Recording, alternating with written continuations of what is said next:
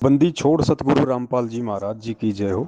परमपिता परमेश्वर जी की आप सभी प्यारी आत्माओं को, जो दास के साथ में तीन चार जो ग्रुप बने हुए हैं, साध संगति 1 2 3 और ज्ञानाधारी आत्माएं, इन ग्रुप में आप जितनी भी आत्माएं जुड़ी हैं, आप सभी को दास की तरफ से हाथ जोड़ के सत्संग।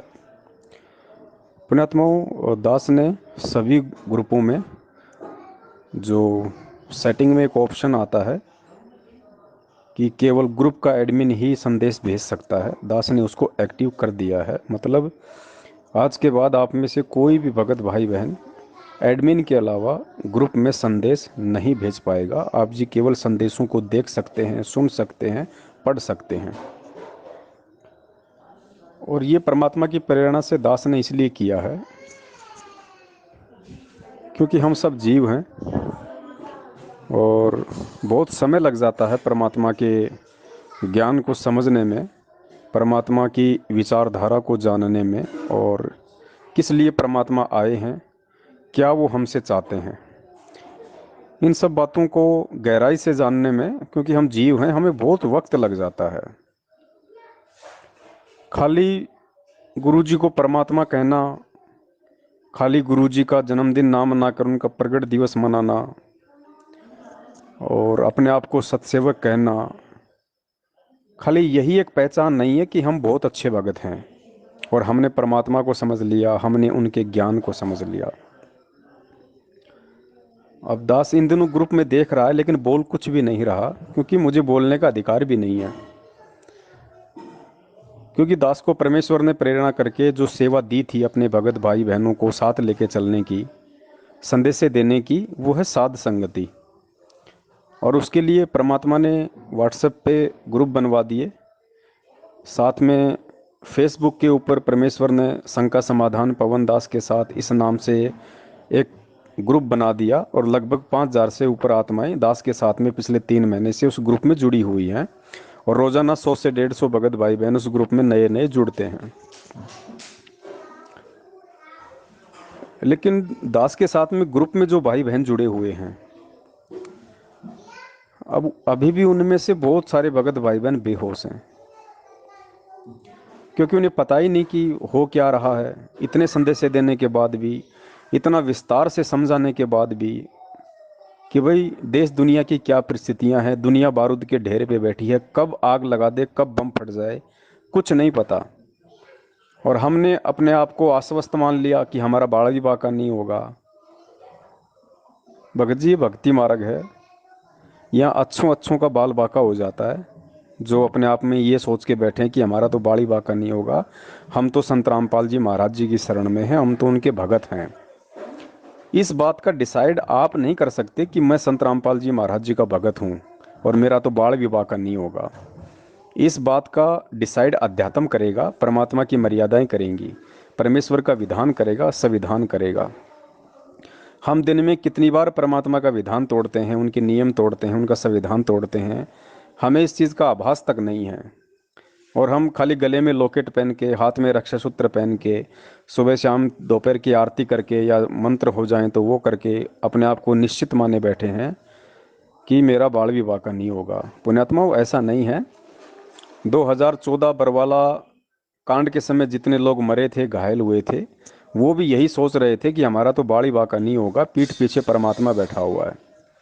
और 2014 से लेके आज 2021 तक तकरीबन, ज़्यादा भी नहीं तो दास एक आपको आइडिया बता रहा है, आप लोगों को नहीं पता लेकिन दास आपको बता रहा है कि इन 7 वर्षों में ज़्यादा भी नहीं तो कम से कम 500 से ऊपर भगत भाई बहन अकाल मौत मर चुके हैं। वो भी यही मान के बैठे थे कि हम तो गुरुजी की शरण में हैं, हमारा तो बाड़ी बाका नहीं होगा। वो नामदान केंद्रों पे भी रेगुलर जाते रहते थे, महीने में 1 1 या 2 2 बार नाम भी शुद्ध करवाते रहते थे, तारीखों पे भी जाते रहते थे। सारनाम भी ले लिया था उन्होंने, किसी ने सतनाम ले रखा था, किसी के पास प्रथम नाम था। दान धर्म भी खूब कर रहे थे मैनेजमेंट को। और वो भी यही सोच रहे थे कि हमारा तो बाड़ी बाका नहीं होगा। लेकिन किस तरीके से बाड़ बाका हुआ आप लोगों को अच्छे से पता है। नेपाल की बहन आई, इसार की तारीख पे सुबह मटका चौक पे वो फांसी लगी हुई मिली। उसने भी यही सोचा था कि मैं तो भगवान की शरण में हूँ, मैं तो परमात्मा के दर्शन करने हिसार जा रही हूँ। उसने भी कहा था कि मेरा बाड़ी बाका नहीं होगा, लेकिन हो गया। कोटा का एक भाई था, हिसार तारीख पे गया हुआ था लॉकडाउन से पहले, खुद ही हिसार में ट्रेन के आगे कूद पड़ा और कट के मर गया। बिहार का एक भगत था, तारीख पे गया, वापस अपने गांव जाने लगा, अलीगढ़ के पास डब्बे में मरा हुआ मिला। पिछले साल महाराष्ट्र से 2 बस भर के और सारनाम लेने के लिए आ रहे थे रोहतक में। सुबह 3 बजे राजस्थान के नागौर में आगे काला सांड आ गया, ड्राइवर की झपकी लगी, क्या हुआ, और बस पेड़ से जा टकराई, भीषण एक्सीडेंट हुआ। 13 भक्तों की अकाल मौत हुई, जिनमें भगत और भक्तमती दोनों शामिल थे। 3 की तो गर्दन धड़ से अलग हो गई। और भी बहुत सारे भाई बहन हैं, सारनामी हैं, पंजाब के थे, हेमंत कुमार थे, और उन्होंने जहर पिया, मरे। और भी बहुत सारे भाई बहन हैं जो मर लिए अकाल मौत। तो वो भी यही सोच रहे थे कि भाई हमारा तो बाड़ी बाका नहीं होगा, हम तो गुरुजी की शरण में हैं। लेकिन आप गुरुजी की शरण में है या नहीं है, मैं गुरुजी की शरण में हूँ या नहीं हूँ, इसका डिसाइड मैं नहीं कर सकता, आप नहीं कर सकते। इसका डिसाइड परमात्मा का संविधान करेगा कि कौन भगत परमेश्वर के विधान अनुसार चल रहा है और कौन खाली विधान का ढोल बजा के और अपनी मनमानियों के हिसाब से चल रहा है। परमेश्वर हमें भगत बनाने आए हैं, और जब तक हम भगत नहीं बनेंगे तो हम परमात्मा के संविधान के अंतर्गत नहीं हैं। ये तो एक बेसिक फाउंडेशन है। भक्ति करनी है तो सबसे पहले भगत बनना पड़ेगा। सतलोक बहुत दूर की बात है, अभी सोचना मूर्खता होगी, क्योंकि सतलोक इतना आसान नहीं है। सतलोक जाना जितना आसान हमें लग रहा है, उस हिसाब से उतना ही टेढ़ा है। अगर इतना ही आसान होता तो अरबों खरबों, गिनती नहीं, दास तो एक आइडिया बता रहा है, अरबों खरबों युगों तक हम यहाँ गधे कुत्ते सुअर बन रहे हैं। क्या परमात्मा हमें पहली बार मिले? हमेशा परमात्मा मिलते हैं। खुद मालिक की वाणी है कि साधु सेती मस्करी, चोरा नाल खुशाल, मल अखाड़ा जीतेंगे युगन युगन के माल। यहाँ युगन युगन शब्द परमेश्वर ने प्रयोग किया है। तो हम युगों युगों से इस कलयुग में भी परमात्मा की शरण में आ रहे हैं। हम अपने आप में ज्ञानी भी बनते हैं, बहुत बड़े चतुर भी बनते हैं, और हम सोचते हैं कि अब की बार तो बेड़ा पार हो ही जाएगा, लेकिन रह जाते हैं, क्योंकि हम भगत नहीं बनते, हम चतुर पहले बनते हैं। और भगत के 5 लक्षण बताए सिर्फ परमात्मा ने: शील, संतोष, विवेक, दया, अक्षमा। और इन 5 में से मैं भी आ गया, आप भी आ गए। मुझे नहीं लगता कि हमारे अंदर वो गुण होंगे। चलो 70% की तो हम बात नहीं करते, वो तो खुद कॉल एजेंट सतलोक आश्रम मैनेजमेंट हरियाणा के पीछे लग के बुरी तरह से बेहोश हैं। आज भी उन्हें होश नहीं आ रहा, और होश उन्हें आएगा भी नहीं जब तक उनकी कमर नहीं टूट लेगी। हम उनकी बात नहीं करते, क्योंकि 2014 से 2020 तक पूरी संगत की परीक्षा थी। वो 70% लोग फेल हो चुके हैं, जिनको पिछले 6 साल से समझाते समझाते हमारे कान बहरे हो गए, हमारी आंखों से धुंधलापन छा गया, हमारी उंगलियां घिस चुकी हैं इस मोबाइल पे चलाते चलाते, वीडियो बनाते बनाते।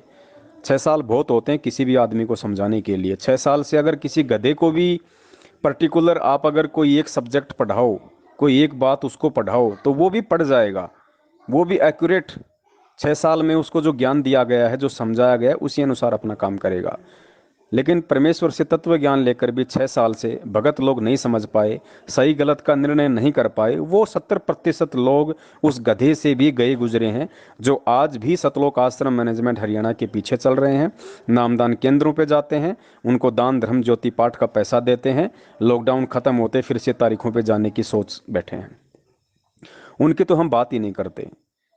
अब 2021 से 2024 का जो पीरियड है, ये पीरियड उन 30% भक्तों की परीक्षा का है, जो अपने आप को सतसेवक कहते हैं, जिन्होंने ज्ञान आधार से काफ़ी कुछ हद तक अपने आप को सतलोक आश्रम मैनेजमेंट हरियाणा और उनके पीछे लगे हुए लोगों में थोड़ा बहुत डिफरेंस दिखाया है कि भाई हम थोड़ा बहुत गुरुजी के ज्ञान आधार से चल रहे हैं, और हम परमेश्वर को परमेश्वर मानते हैं। हम उनका जन्मदिन नहीं मनाएंगे, क्योंकि मालिक की वाणी के अनुसार सतगुरु का जन्मदिन नहीं मनाया जाता। सतगुरु खुद परमात्मा होता है कि ना सतगुरु जननी जने जाके माँ ना बाप, पिंड भ्रमण से रहित है ना वहाँ तीनों ताप। या तो हम गुरु जी को सतगुरु कहना छोड़ दें, और अगर सतगुरु नहीं कहना छोड़ सकते तो फिर हम उनका जन्मदिन नहीं मना सकते।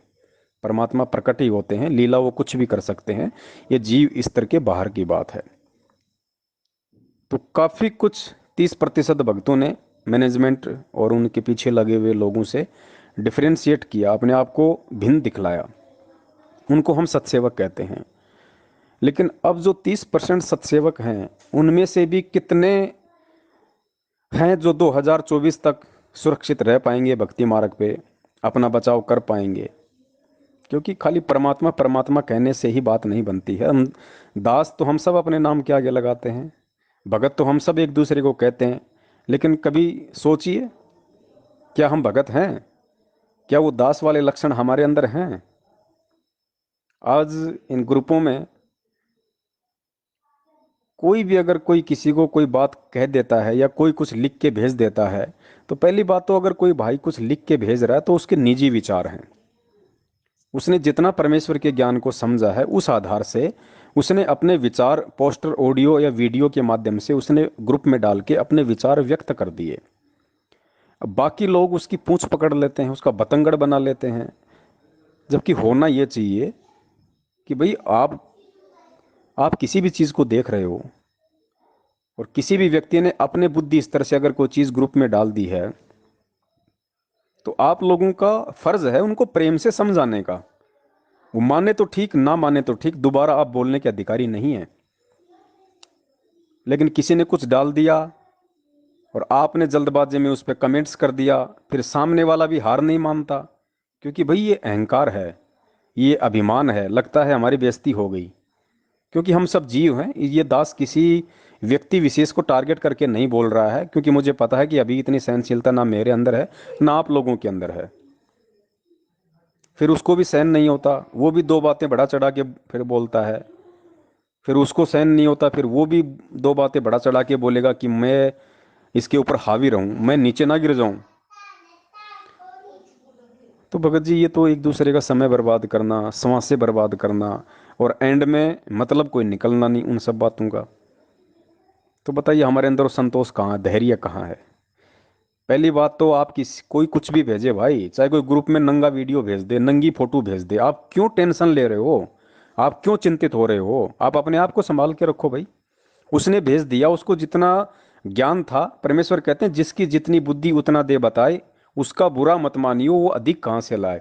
जितना उसके पास में था, उसके भेजे में था, उसने अपने विचार व्यक्त कर दिए। अब अगर आप उसके विचारों से असहमत हैं, सहमत नहीं हैं, तो आपका फर्ज ये बनता है कि आप उसको प्रेम से समझाएं। आप उसके ऊपर गुस्सा करने के अधिकारी नहीं है, क्योंकि आप उसके बाप नहीं भाई। आप उनको प्रेम से समझा सकते हैं कि भगत जी आपने जो किया ये परमेश्वर के ज्ञान आधार से ठीक नहीं है, बाकी आपकी मर्जी, बस इतना कह के आप छोड़ दीजिए। उसके बाद ही वो क्या जवाब देता है, क्या जवाब नहीं देता है, उसके बाद भी अगर आप रिएक्ट करते हो तो ये कहीं ना कहीं सामने वाले का अहंकार है। और हमें बुरा मानना ही नहीं चाहिए भाई। ये ग्रुप में ठीक है, कोई जो मर्जी डाले, हमें क्या लेना देना उससे। अगर आप ग्रुप एडमिन हैं तो आपको अच्छा नहीं लगता तो आप उसको रिमूव कर दीजिए। आप ग्रुप एडमिन नहीं हैं और आपको उसकी बातें अच्छी नहीं लगती, आप उसकी बातों से सहमत नहीं हैं, तो आप उसको संदेशा दे सकते हैं, संदेशा, ओनली संदेशा। उसके साथ में जिरह नहीं कर सकते, बहस नहीं कर सकते आप। जो परमेश्वर के ज्ञान से नहीं समझा, 27 साल की मेहनत से नहीं समझा, वो 2 मिनट आपके गुस्सा करने से समझ जाएगा। आपने कैसे सोच लिया ये? भाई दास क्यों नहीं बोलता इन ग्रुपों में? दास सबके विचार देखता है, सबकी बातें सुनता है। क्यों नहीं बोलता दास? क्योंकि अच्छे से पता है दास को कि जीव को सहन नहीं होता। आदमी तुरंत अपनी बेइज्जती मान जाता है। ठीक है, सामने नहीं बोलेगा, लेकिन अंदर से वो वैर पाल लेता है, ईर्ष्या भाव पाल लेता है अपने अंदर। तो भाई मैं दोषी क्यों बनूं किसी को बोल के? भाड़ में जाए सामने वाला। परमेश्वर कहते हैं, कबीरा तेरी झोपड़ी गलकटियन के पास, जो करेगा सो भरेगा, तू क्यों भया उदास। कोई ग्रुप में जहर खा रहा तो वो मरेगा ना, मुझे क्या ऑब्जेक्शन है? दास तो ये कह सकता, भैया जहर है, जरा ध्यान से, बस। उसके बाद वो कहे नहीं नहीं जहर नहीं, ये दूध है, तो मैं ये भी नहीं कहूँगा कि ठीक है भाई दूध है तो पी ले। मुझे फिर बोलने का अधिकार ही नहीं है। जिसने मेरे कमेंट्स के ऊपर विचार ही नहीं किया, तो फिर मैं बोलने का भी अधिकारी नहीं हूँ। तो इसलिए दास सभी भाई बहनों को ग्रुपों से म्यूट कर रहा है। आप केवल सुन सकते हैं, आप केवल देख सकते हैं, आप कुछ बोल नहीं सकते, आप कुछ भेज नहीं सकते, क्योंकि भेजने के लायक है नहीं अब। और जिसको ग्रुप में रहना वो रही है, जिसको नहीं रहना वो ग्रुप छोड़ सकता है। क्योंकि मुझे ये ग्रुप बना के कोई पेंसिल तो मिल नहीं रही, और पेंसिल भी मिलती तो मैं थोड़ा ना किसी की गुलामी करूं, किसी की वो करूं। ये सबके अपने निजी विचार हैं। दास ने केवल इसलिए जोड़ा था कि साथ रहेंगे, जानकारी रहेगी, एक दूसरे के संपर्क में रहेंगे, विचारों का आदान प्रदान होता रहेगा। छोटी मोटी कोई किसी की शंका होगी, पूछ सकता है। लेकिन शायद वो अधिकार आप लोग नहीं रखना चाहते अपने पास में। और आप लोगों को लगता है कि हम तो खुद ही इतने बड़े ज्ञानी हो गए हैं, हमें किसी की अब ज़रूरत ही नहीं है। हमें ना साध संगति की ज़रूरत है, ना हमें किसी और चीज़ की ज़रूरत है। हमें खुद बहुत ज़्यादा ज्ञान, हम खुद इंटेलिजेंट हो गए। तो बहुत अच्छी बात है, आप इंटेलिजेंट हो गए, ये आपका सौभाग्य है। और हमें खुशी है कि साध संगति कर करके हमारे भगत भाई बहन इतने इंटेलिजेंट हो गए हैं कि अब उन्होंने दूसरों के परामर्श की आवश्यकता ही नहीं है। बहुत अच्छी बात है। तो ग्रुप से दास सभी को म्यूट कर रहा है, जिसने रहना है रहिए, जिसने ना रहना वो ग्रुप छोड़ सकता है। और फेसबुक के ऊपर जो ग्रुप बना हुआ है शंका समाधान पवन दास के साथ में, वहाँ काफ़ी भगत भाई बहन जुड़ रहे हैं। और दास को ना कोई देखो, अगर आप लोग अपने आप को बचा लोगे, अपनी भक्ति को बचा लोगे, तो मुझे कुछ नहीं देने वाले, ना मुझे कुछ मिलने वाला, और ना मेरा इसमें कोई स्वार्थ है। और अगर आप लोग फेल हो जाओगे, आप लोगों के पास कुछ नहीं रहेगा, तो इसमें भी मेरा कोई नुकसान नहीं है, और ना मुझे इसमें कोई दुख होगा। दास तो केवल जो प्रेरणा जो परमात्मा ने दास को की, उस आधार से केवल आप जी सभी भाई बहनों को साथ लेके चलने की कोशिश में था। और दास तो अपनी कोशिश करता रहेगा भाई, चाहे कोई समझे या ना समझे, ये मेरा विषय नहीं है। और ना ही ये कोई एग्रीमेंट है मेरा परमात्मा के साथ या किसी और के साथ में। समझे या ना समझे, ये तो सामने वाले के संस्कार के ऊपर निर्भर करता है। दास की सेवा, दास की ड्यूटी सबसे पहले अपनी भक्ति है, उसके बाद में कुछ समय बचा तो भगत भाई बहनों के साथ में संगति है, वो मेरी चलती रहेगी। फेसबुक पे लाइव हर संडे को परमेश्वर की दया से चलता रहेगा, और नए नए टॉपिक परमात्मा ऐड करवाएंगे। 3-3 घंटे की वीडियो से अब दास केवल 20 या 25 मिनट तक की वीडियो पे आएगा रोजाना, संडे को, इससे ज़्यादा नहीं। और जो भाई जुड़ना चाहे अच्छी बात है, जो ना जुड़े अच्छी बात है, जो समझना चाहे अच्छी बात है, ना समझना चाहे अच्छी बात है। दास केवल परमेश्वर के निमित्त होके अपनी ड्यूटी करता रहेगा। और कोई गलत कर रहा है तो दास बिल्कुल भी नहीं टोकेगा, क्योंकि अब टोका टाके का समय नहीं है। जिसने समझना है वो वीडियो देखिए, हज़ारों की संख्या में परमेश्वर ने वीडियो बनवा दिए हैं। अब किसी को ना ही पर्सनली समझाया जाएगा। जिसने समझना है सारी वीडियो देखो भैया, सारी वीडियो देखो, खुद भी मेहनत करो, थोड़ा आगे बढ़ो, बैठे बैठे खाने की आदत छोड़ो, खुद मेहनत करो थोड़ा। और बस दास का तो यही विनती थी, यही निवेदन था। बाकी आप सबकी अपनी मर्जी है, क्योंकि दास खुद महसूस कर रहा है कि काल भगवान का कितना प्रेशर इस समय दास के ऊपर है, कितना प्रेशर दास के ऊपर इस समय है।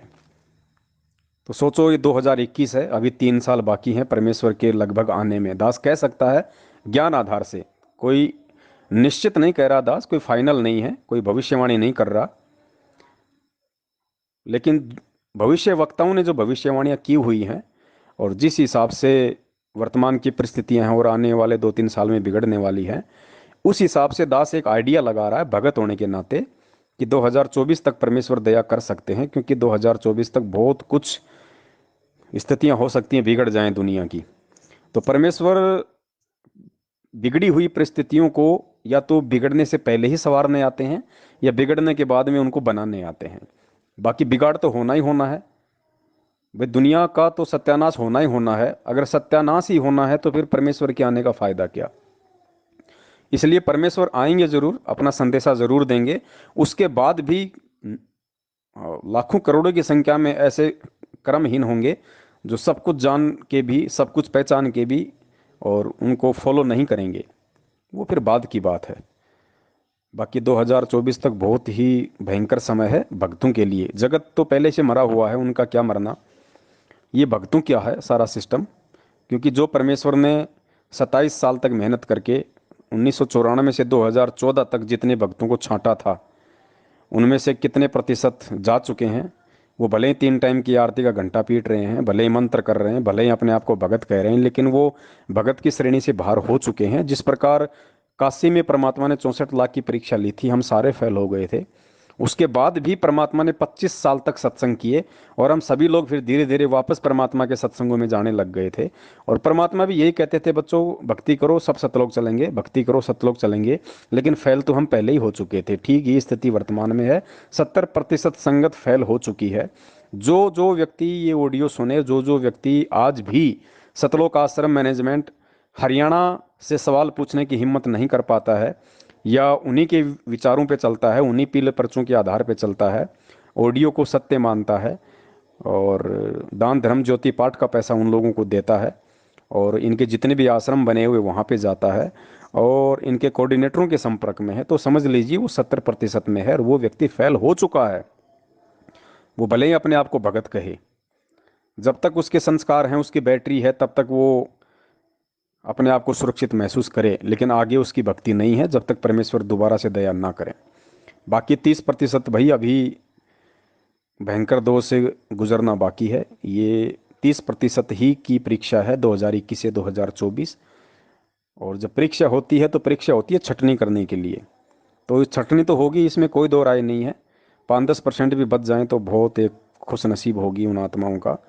दास भी अपनी पुख्ता नहीं कह सकता, क्योंकि ये भक्ति मार्ग है। कोई अपने आप को यहाँ पे ये ना कहे कि भाई मैं तो बहुत बड़ा भगत हूँ, मैं तो बच जाऊँगा। यहाँ काल का लोक है, हम सब यहाँ पे अंडर ट्रीटमेंट हैं। जरा सी चूक हुई, काल का दाव लगा, और परमेश्वर फिर ज़बरदस्ती करेंगे नहीं, ये उनका विधान है। तो यहाँ अपने आप को कोई ये नहीं कह सकता कि हम अंत तक इस भक्ति मार्ग पे टिके रहेंगे, या हम परमेश्वर की शरण में बने रहेंगे। ये तो केवल परमात्मा से प्रार्थना कर करके, परमेश्वर के चरणों में मत्था टेक टेक के, गिड़गिड़ा के, केवल भक्ति दान ही मांग के हम सुरक्षित रह सकते हैं, अन्यथा और दूसरा कोई चारा नहीं है। बाकी आप सभी के अपने विचार हैं, जो जैसा करेगा वैसा समय आने पे अपना पाएगा। सत्साय जय हो बंदी छोड़ के।